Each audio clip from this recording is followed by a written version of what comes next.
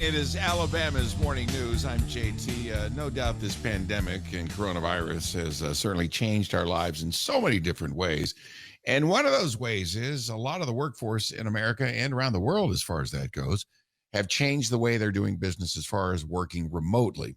And that brings a whole set of not only changes, but also concerns and some risks out there when we're online so much these days. And joining us now to talk about that, Kevin Campbell, who is a cybersecurity analyst.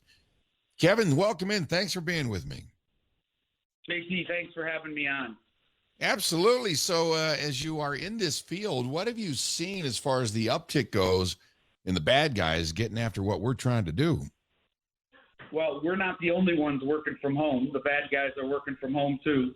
And anytime we have an economic downturn or there's more pressure, more people are spending time trying to raise money alternative ways. And we're in a campaign season.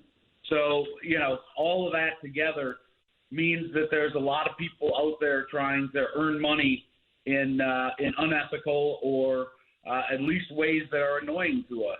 So it means we need to be on high alert for all kinds of scams and all kinds of attacks on our personal information. All right. If somebody's listening right now going, look, I use my internet quite a bit now working from home, a little bit more probably than I have in a long time. My kids are virtual learning right now, and I know the school systems try and put in their own, walls of protection as well. But, what are your, 1, 2, 3 suggestions for people to really, beef up security when it comes to all this? Well, first of all, on your network at home, you should have passwords on there. Most people do that today, but some people don't. So have your passwords on your own network so people can't hack in.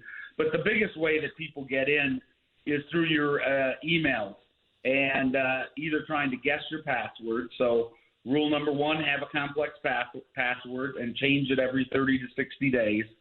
30% of Americans today still have password as their password, which isn't too hard to guess. So have a complex password, change it.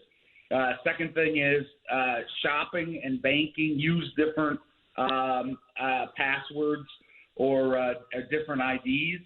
And most of your banking today, they have an opportunity. They'll say something called two-factor authentication.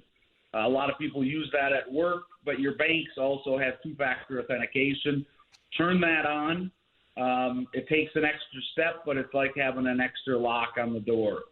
Right. And the other, my third in that list was, be very careful of phishing emails, which are emails that are masked and trying to steal your credentials.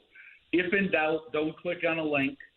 All the stuff you get from campaign people today, including text messages, just block that number or block that email. Don't even try to do unsubscribe because they're tricky enough to try to say when you do unsubscribe, they capture your credentials at that point. My wife was